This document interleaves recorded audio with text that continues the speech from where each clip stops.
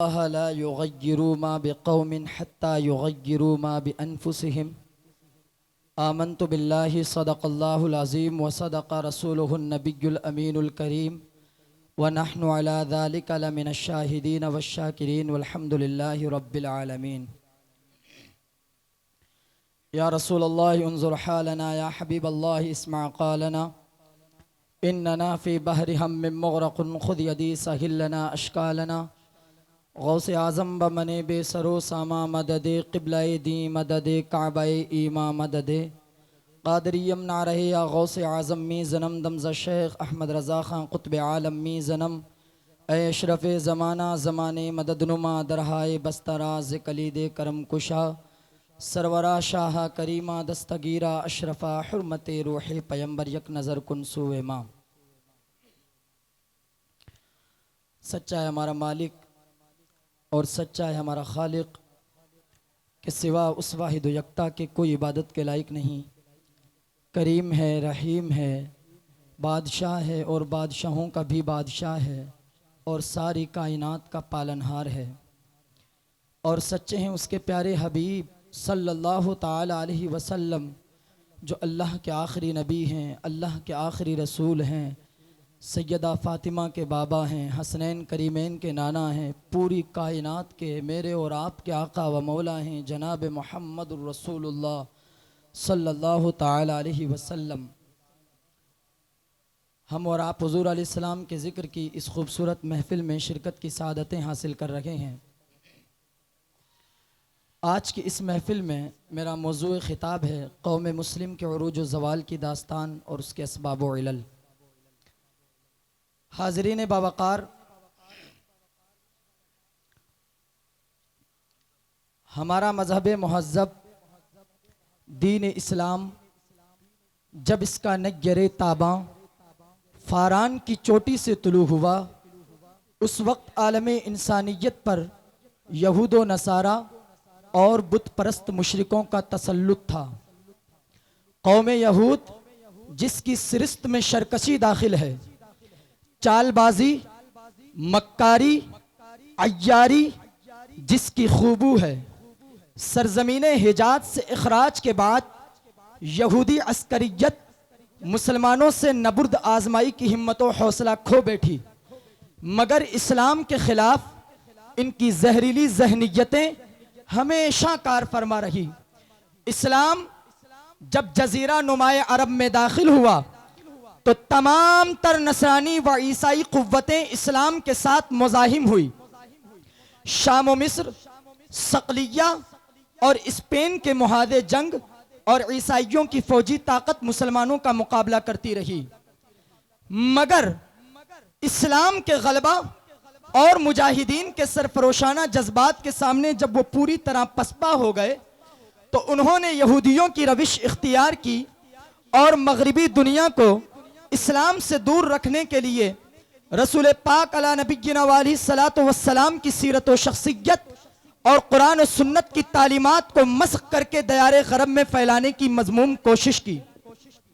इस अमल में यहूद व नसारा बराबर के शरीको सहीम रहे और उन्होंने देरीना मुखालफत को भूल कर इस्लाम मुखालिफ मिशन पर कामिल इत्तिहाद कर लिया।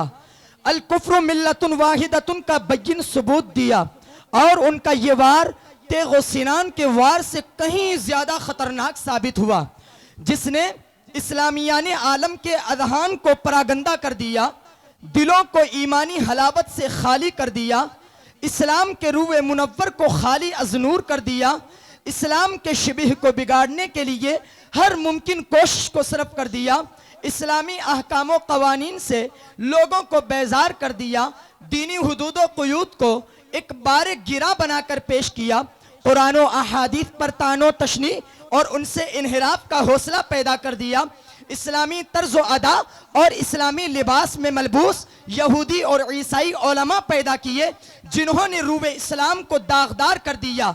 ये मुसलमान नुमा अफराद अहले इस्लाम के लिए जहर कातिल साबित हुए। इन्होंने फसादी इल्म और फरेबकारियों से मुस्लिम मुआशरे को कई टुकड़ों में तकसीम करा दिया।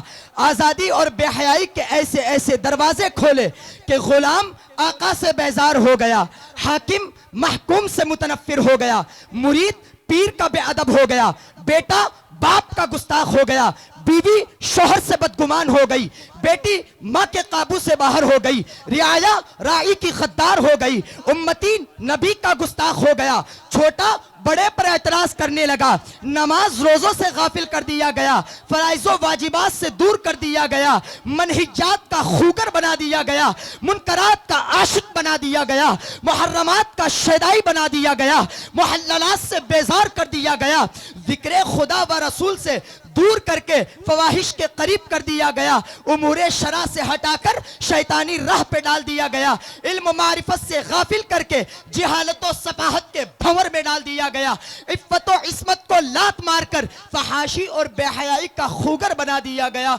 नतीजतन अल्लाह और रसूल के मानने वाले हर किस्म की बुराई में मुलव्विस हो गए। चोरी, डाका, रहजनी, जिनाकारी, शराब नोशी, सूदखोरी जैसे हराम कामों के मुर्तकिब हो गए।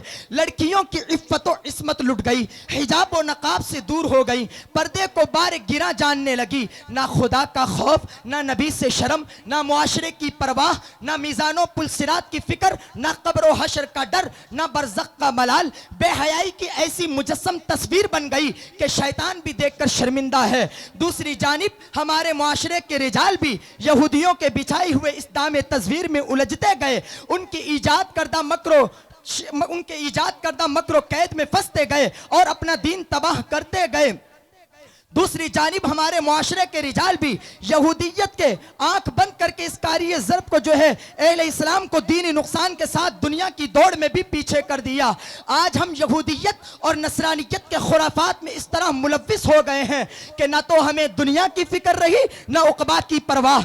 आज हम दीन शनासी में भी पीछे हैं, इबादत और रियाजात से भी दूर हैं, इल्म व हिकमत से बेजार हैं। ना तो हमारे पास माल व दौलत है, ना तरक्की के वसाइल, ना हमारे अंदर इज्तिमाई कुव्वत है, न इत्तेहादी ताकत, न सियासी पावर है, न समाजी फलाह। हमारे मदारिस मफलूकुल हाल हैं, हमारे स्कूल और कॉलेज में बच्चों का कहत है, हमारे मुआशरे में गुर्बत और इफलास का साया है, सियासत में तो हमारी कोई नुमाइंदगी नहीं। आलमी मंजरनामे पर हम एक गरीब, मफलूकुल हाल, पसमानदा, अकलियत, अनपढ़ और नादान मुआशरे की शनाख्त रखते हैं, क्योंकि जनाबे वाला हम तरक्की के अव्वली ज़ीने से बहुत नीचे हैं। अगर हमारे अंदर इल्म की रोशनी होती तो हम उखरवी फलाह के साथ साथ दुनियावी तकद्दुम और तरक्की भी हासिल करते। अगर इल्म होता तो हम भी ज़माने के ज़ेरो बम से वाकिफ होते। अगर इल्म होता तो हम भी दूसरों के सामने घुटने टेक कर उनकी एड़ियां चाटने पर मजबूर न होते। अगर इल्म होता तो हम भी सियासत में बराबर के शरीक होते। अगर इल्म होता अपने मुल्क में अपने हुकूक से आगाह होते। अगर इल्म होता तो हम भी अपने मुल्क में अपने हुकूक से आशना होते। अगर इल्म होता तो हम भी अपने मुल्क में जो है सियासत के बराबर के शरीक व सकीम रहते। और सबसे बड़ी सआदत तो यह होती हम अल्लाह और रसूल की मारिफत हासिल करके अहकाम खुदाबंदी के ताबेदार होते, कवानीने शरिया के पासदार होते और उखरवी फलाह के हकदार होते। सच है, अगर इल्म है तो वकार है, अगर इल्म है तो करार है, अगर इल्म है तो इंसान मालदार है, अगर इल्म है तो जन्नत की बहार है। सच कहा किसी ने, इल्म व अमल से पाती है इंसानियत फरोग, इंसान जिंदा लाश है तालीम के बगैर। हाजरीन बवकार, आप देखें जहां पर इल्म हासिल करने के बेपनाह फवाइद हैं, वहीं पर आप देखें इल्म का एक मुज़िर पहलू भी है। आप देख लें, तारीख पढ़ लें, रूस में तबाही लाने वाले, अफगानिस्तान पे बम बरसाने वाले, हिरोशिमा में खून बहाने वाले, नागासाकी में वीरानियां लाने वाले, इराक में दरिंदगी का रक्स कराने वाले और आलमी सतह पर नजरियाती जंग बर्पा करने वाले वो जाहिल, अनपढ़ और गंवार नहीं थे, बल्कि दुनिया की बड़ी बड़ी यूनिवर्सिटियों के तालीम याफ्ता थे, जिन्होंने इल्म को हवस परस्ती में इस्तेमाल किया, हुसूल इक़्तिदार में सर्फ किया, दुनिया को अपना गुलाम बनाने के लिए इल्म हासिल किया, इस्लाही मुआशरे को तबाह बर्बाद कर दिया, जुल्म बर्बरियत का ऐसा नंगा नाच नाचा कि शैतान भी देखकर शर्मिंदा है। इसलिए मुसलमानों, तुम अपने बच्चों को पढ़ाओ, दीन की तालीम दो, दुनिया का इल्म सिखाओ और ज़माने के दोष बदोश चलने के हकदार बनाओ। दीन का तालीम भी दो, साइंस और टेक्नोलॉजी का शऊर भी दो। इसीलिए तो अल्लामा इकबाल शायर मशरिक कहते हैं कि अगर फासिद नीयत और खौफ खुदा से आरी होकर अल्लाह रब्बुल इज़्ज़त की बारगाह में जिहाद भी किया जाए तो वो जिहाद एलाए कलिमतुल हक के बजाय फितना व फसाद का सबब बन सकता है। आप फरमाते हैं अल्लाह से करे दूर तो तालीम भी फितना, जागीर भी फितना। अल्लाह से करे दूर तो तालीम भी फितना, अमलाक भी, औलाद भी, जागीर भी फितना। नाहक के लिए उठे तो शमशीर भी फितना, शमशीर ही किया नारे तकबीर भी फितना। अल्लाह रब्बुल इज़्ज़त हम सबको हुजूर अलैहिस्सलाम के दर का वफादार और नमक हलाल रखे। वमा अलैना इल्लल बलाग। अस्सलामु अलैकुम व रहमतुल्लाहि व बरकातुहू।